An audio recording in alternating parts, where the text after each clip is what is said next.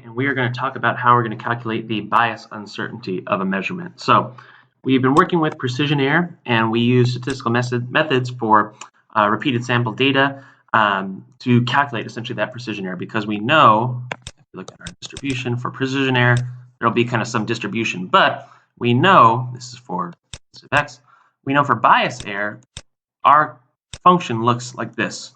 It's a delta function. There is no distribution. So we can't use statistical methods to uncover and basically calculate that bias error. Now, you could do this if you basically, you can, the only way you could do it is by making, you could basically kind of make several different apparatuses. So your same apparatus and measure it multiple times, and then maybe you could use you could use that technique in order to calculate your bias error, but practically that's impossible. Why? It's much too costly. It's time consuming. My experimental apparatus, it's it's very, very cheap, $2,000. I don't want to make 6 of those and then run an experiment to get my bias error. That's I don't have enough money to do that. So instead, what we're going to use is our experience and knowledge of our device and our how we're making that measurement, and we are going to make an estimate of the size of our bias errors. And then, based on that size relative to your precision error, you could redesign our apparatus. See, the whole point here is when we calculate our bias error, we see at what point in our measurement process are we obtaining the largest uncertainty. And then sometimes it might not be bias error, sometimes it might be precision error. If that's the case, our system is going to be really, really difficult to measure. But oftentimes it'll be the bias error, and we could kind of redesign our apparatus to minimize the largest portion of our error. So that's kind of the goal of why we're even doing this in the first place. So we want to increase the precision, resolution, and accuracy of our experimental apparatus, and we could redesign it if we must. So let's think about some examples of bias error. So let's think about measuring the volume of a cylinder. So what do we need to measure the volume of a cylinder? So hopefully everyone remembers the volume of a cylinder equation. So when I'm making this measurement, so I'm measuring volume, that's my measure n. So I want to find what's the total uncertainty in volume. So I know it's going to be the bias error in the volume, plus precision error in the volume squared. So I can measure the volume multiple times, and I'll get some precision error as well. But the bias error, there's going to be, let's say I'm measuring, what am I measuring here? My equation for volume is a function of R and L. So I have an equation that's a function of 2 independent variables, so R and L. If I'm going to calculate the volume of that cylinder, if I'm measuring it with a ruler that has plus or minus 1 centimeter resolution, there's going to be some bias error in my measurement of R and in my measurement of L. So previously, if I'm just taking, if I wanted to find like the length of my, let's say I have a 10 dog bone sample.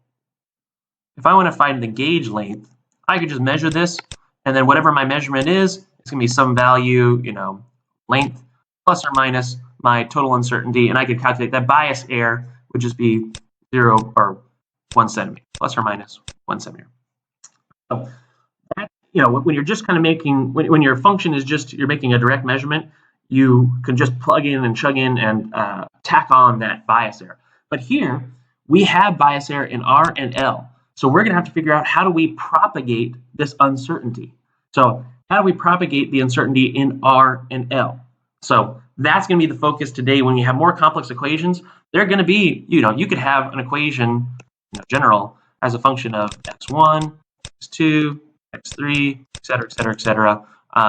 And you'll see in your problems that you'll have many of these examples, and we're going to have to propagate that uncertainty, that bias error. So that's what we're kind of focusing on here. So there will be precision error, when you measure R and L as well. So you could have precision error not only in volume, but you could have precision error in R and precision error in L. So we are going to kind of look at how do we propagate all these different errors. So that bias error is going to be critical here.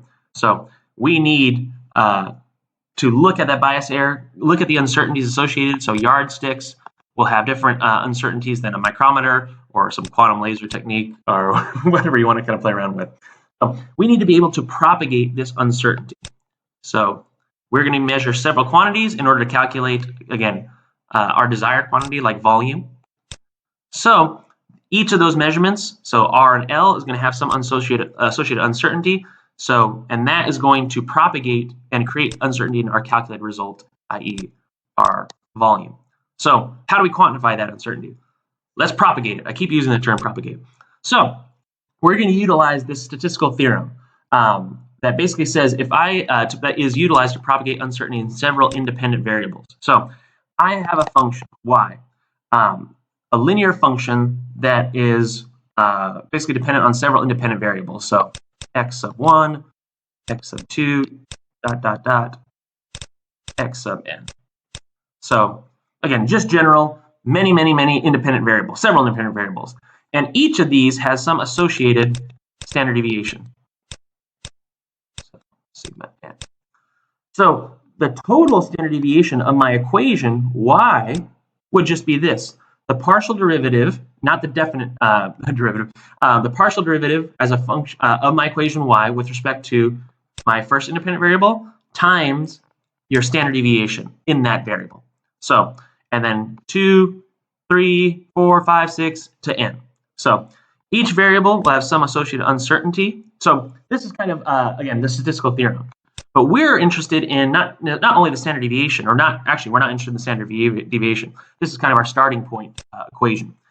We know that each of our independent variables, for example, R and L, are going to have some associated uncertainty.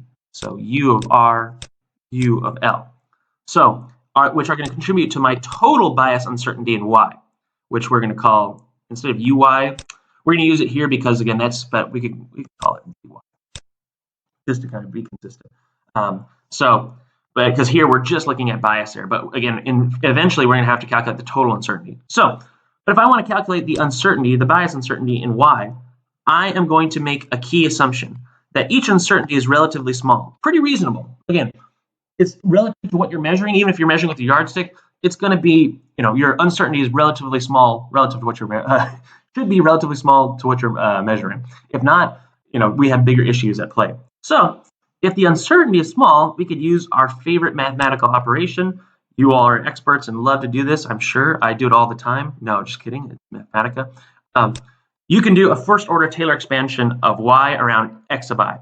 So you know this procedure here.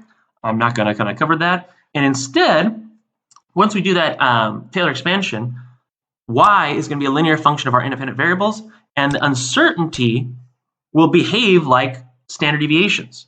So I can convert from this expression here, which is standard deviations, which we aren't interested in, and instead, once I did this Taylor expansion, I can figure out the total uncertainty now as a function of the uncertainty in each of those independent variables. So I have some uncertainty in my independent variable 1, 2, 3. So it's a very similar expression. So this is a beautiful expression to have, because now we can calculate, okay, I'm going to use the term, the bias in Y. So we are going to use this expression in order to propagate our uncertainties in our bias error calculation. So one of the key things that for this theorem to hold true is obviously that small uncertainty approximation, and the uncertainties must be independent of each other and have the same odds, i.e. we must be working at the same confidence interval. And we can't have, the uncertainty can't be, uncertainty of 1 can't be a function of the uncertainty of 2. That's kind of the key thing for this derivation. But that's it. So that's how we're going to calculate our bias error in any measurement. So the best way to kind of approach this, because this is not easy, is to do some examples to make this clear. So we're going to get into that next time, and I will see you all later. Let me know if you have any questions, and have a good day. Bye.